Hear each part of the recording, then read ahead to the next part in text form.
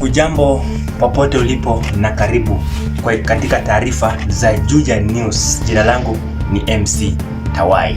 Na tukianza na taarifa za hapa nchini Kenya ni kuwa Rais William Ruto alizuru nchi ya Tanzania, pale ambapo alikuwa anaongelea mambo na miundombinu na uchumi kuhusu uhusiano kati ya Kenya na Tanzania. Akiongea kuhusu mambo na Bamburi Cement viwanda, alikuwa anasema kuwa vijana wa Kenya ambao ni Gen Z hawana kazi, wanafaa kupata kazi kwa sababu ya viwanda. Taarifa hiyo hebu isikize. Wakati kampuni ya Tanzania walikuja na wakanunua kampuni ya Bamburi Cement, kuna watu walilalamika kwangu, wakaniambia, mbona unaruhusu kampuni ya Tanzania kununua hii kampuni ya simiti hapa Kenya? Wale waliniuliza, niliwajibu nikawauliza pia, kampuni hii ilikuwa inamilikiwa na watu wa Ufaransa. Mbona hamkulalamika siku ile ilikuwa inamilikiwa na Wafaransa, leo inamilikiwa na Mtanzania, mnalalama?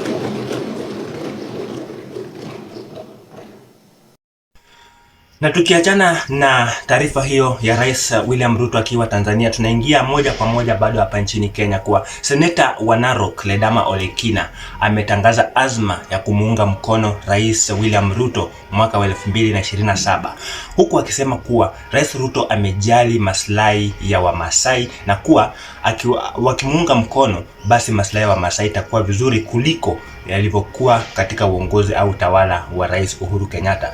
Tazama Ledama Ole Kina jinsi anavyoongea. Unajua nyinyi hamjui William Ruto. Ukiona Ledama amesimama sasa kusupport William Ruto, ni kwa sababu ameona ni mtu ambaye anajali Wamasai. Kama Ruto angekuwa anajali Wamasai, mimi singekuwa huko. Siwadanganye mimi. Lakini nimeona anajali Wamasai. Na anajali Wamasai namna gani? Juzi hii reli ilikuwa inapiganiwa sana iende pande ile ya Nakuru. Sisi tukazungumza naye, hiyo reli imekuja hapa. Na hiyo reli hapa hivi regular, jana nimelazimisha, kulikuwa na station ilikuwa inawekwa mahali nyingine, nikasema hapa hiyo regular lazima station iwekwe. Ndio hiyo station ikiwekwa, ile pesa ambaye tutawapatia leo, kama ni viazi unaenda kutengeneza, kama ni mboga, kama ni ng'ombe, unaleta unaweka kwa reli hapa, unaenda unauza kwa soko. Iwe ifike hapa hivi. Ya pili, mnaona president wetu ametuletea kiwanja ya ndege, mpaka watoto wetu wa Masai watembee na ndege. Pia hawa wajue ya kwamba pia hawa watu ni watu ambaye Mungu amebariki. Katibu mkuu wa KOTU Francis Atwoli amepiga kampeni na kumpigia debe Rais William Ruto na kusema kuwa anafaa miaka mingine 5, huku akiwa katika hafla ya Labor Day kule Vihiga. Anasema kuwa Rais William Ruto anahitaji miaka mingine 5 ili kushughulikia Wakenya. Tazama Francis Atwoli katika video inayokuja. Manyego tutam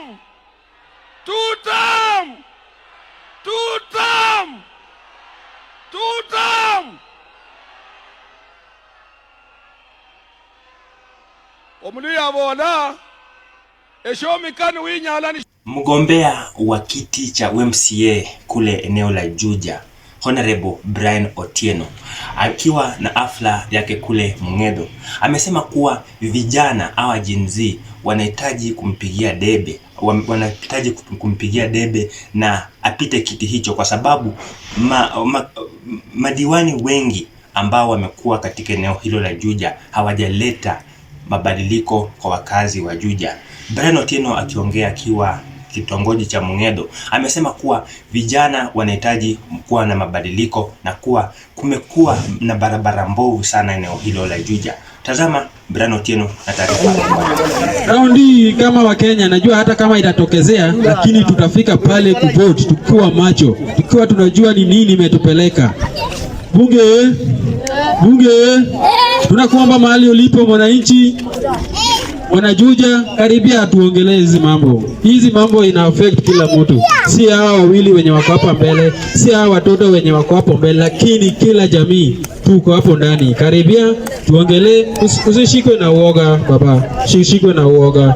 Leo ni sisi, kesho ni wewe kibinafsi. Sasa kuja tujipange hiyo mambo ya kesho. Watazamaji wangu wa Juja TV, na hizo ndio zimekuwa habari zetu za wiki hii katika televisheni yetu ya Juja TV. Tupatane wiki ijayo wakati kama huu. Jina langu ni MC Tawai. Tufuate kwenye mitandao yote ya kijamii ya Facebook, Twitter, Instagram na TikTok @Juja TV.